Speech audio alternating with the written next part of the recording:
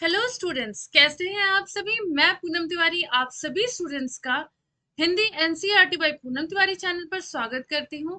आप सभी का अभिनंदन करती हूं, वंदन करती हूं। उम्मीद करती हूं कि आप सभी खुश होंगे और मेरे चैनल पर जरूर पढ़ते होंगे।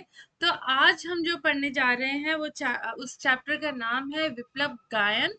ये आपकी क्लास 7th का लास्ट चैप्टर है और आज हम लोग उसके क्वेश्चन आंसर्स करेंगे।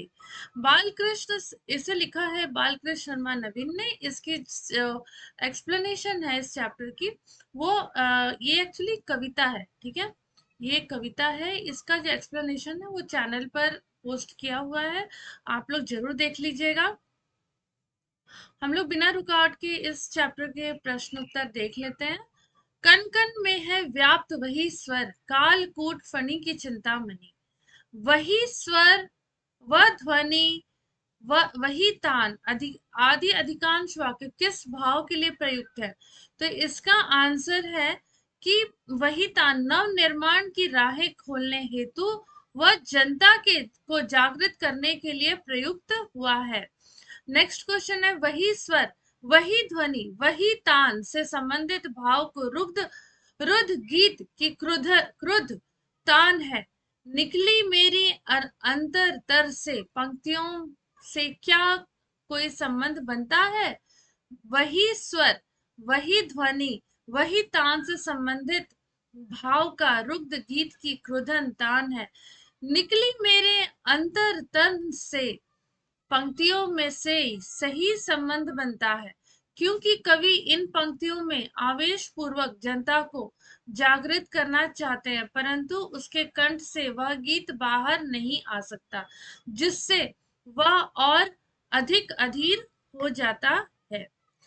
अगला प्रश्न है, इन पंक्तियों का जो पंक्ति दी गई है इसका आपको भाव स्पष्ट करना है। सावधान मेरी वीणा में दोनों मेरी ऐठी है। इन पंक्तियों का भाव यह है कि कवि लोगों को परिवर्तन के प्रति सावधान करता है और वीणा से कोमल स्वर निकालने की बजाय कठोर स्वर निकालने के कारण उसकी उंगलियों की मिजराबें टूटकर गिर गई, जिससे उसकी उंगली ऐंठ कर क्या हो गई है, घायल हो गई है। अब जो शॉर्ट आंसर्स है ना, जो यहाँ पर इंपॉर्टेंट है, उनकी हम लोग बात कर लेते हैं। इस कविता का उद्देश्य क्या है। तो इस कविता का अगर हम लोग उद्देश्य देखें तो इस देखो, विप्लव गायन का क्या मतलब होता है। विप्लव गायन का मतलब है बदलाव, बदलाव होना या फिर उथल पुथल होना। कोई सिस्टम जो चला आ रहा है उसको उस सिस्टम से अगर हमको अलग करना है, थोड़ा अलग करते हैं जब, तब उसी को क्या कहते हैं, उसी को हम लोग बदलाव कहते हैं। बदलाव अच्छे के लिए भी होता है और बुरे के लिए भी होता है। ओके, तो फिर अब हम लोग देखते हैं यहाँ पर विप्लव गायन अर्थात क्रांति का गीत जड़ता के विरुद्ध, विकास का क्या है, गतिशीलता है। ठीक है। अच्छा, मैं आप लोगों को एक वर्ड का मीनिंग बताना चाह रही हूँ। तो मैं एक्चुअली वही मेरी बुक को देख रही हूँ। मैं ये टेक्स्ट बुक में देख रही हूँ कि अगर वो मीनिंग है तो। हाँ, देखो यहाँ पर एक वर्ड आया है, मिजराबे। इसका अर्थ होता है वीणा जब बजाते हैं ना, इंस्ट्रूमेंट जब बजाते हैं तो उस समय उंगलियों में ना इसे पहना जाता है। ठीक है, इसे उंगलियों में पहना जाता है ताकि वो वीणा के ऊपर तार होते हैं उससे चोट ना लगे, उसको मिजराबे कहते हैं। तो इसमें इसका उद्देश्य क्या है, विप्लव गायन अर्थात क्रांति का गीत, जड़ता के विरुद्ध विकास एवं गतिशीलता की कविता है। विकास और गतिशीलता में रुकावट पैदा करने वाली प्रवृत्ति से संघर्ष करके कवि नवनिर्माण करना चाहते हैं। कवि विप्लव गायन क्यों गाना चाहते हैं। तो कवि का मानना है कि विप्लव गायन द्वारा ही वह लोगों को नव निर्माण हेतु जागृत कर सकता है, क्योंकि सुंदर राष्ट्र की नींव पुराने सड़े गले रीति रिवाजों और रूढ़िवादी परंपराओं के साथ नहीं हो सकती। वो तो परंपराएं चली आ रही थी जिनसे हमारा भारत क्या था, अभी तक पैसिव मोड में था, सोया हुआ था। लेकिन अगर भारतवासियों को जगाना था तो बहुत सारे चेंजेस, सुधार, नव निर्माण करना जरूरी था। काव्यांश में कालकूट फनी की चिंतामणि से क्या तात्पर्य है?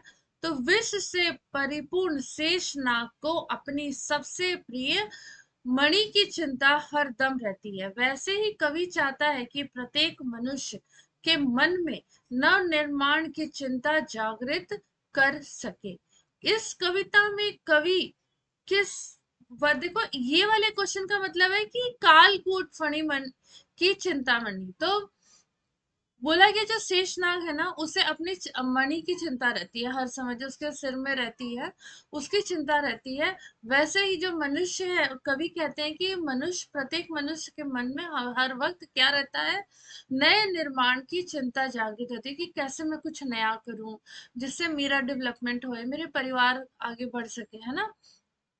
अब देखो इस कविता में कवि किस वर्ग का आवाहन कर रहा है और क्यों?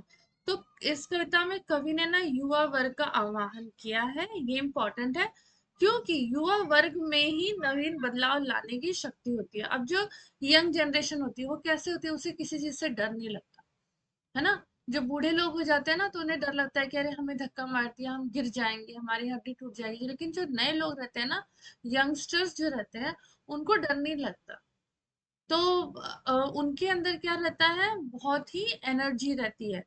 तो वही इसीलिए कवि नए युग को, युवा वर्ग को क्या कर रहे हैं, पुकार रहे हैं कि आओ और तुम नए बदलाव लाने में तुम सक्षम हो, और तुम इस नए बदलाव को का सृजन करो, उसे शुरुआत करो।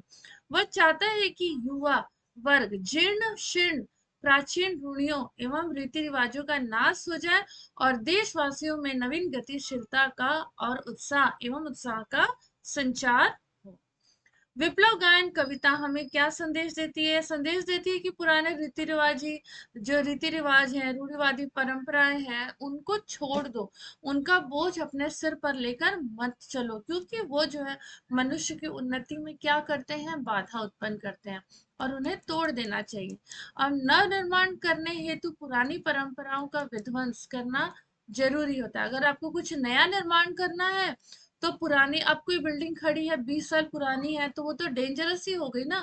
अब उसको क्या करना है, अगर वहां पे नई बिल्डिंग खड़ा करना है तो उसे तो विध्वंस करना पड़ेगा, उसे खत्म करना पड़ेगा, तभी नया बिल्डिंग का निर्माण होगा।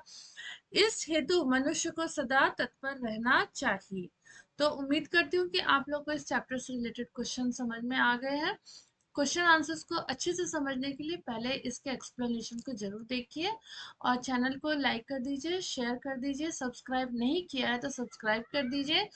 आप लोगों के सहयोग से ये चैनल आज 8 लाख 8 हजार सब्सक्राइबर्स तक पहुंचा है।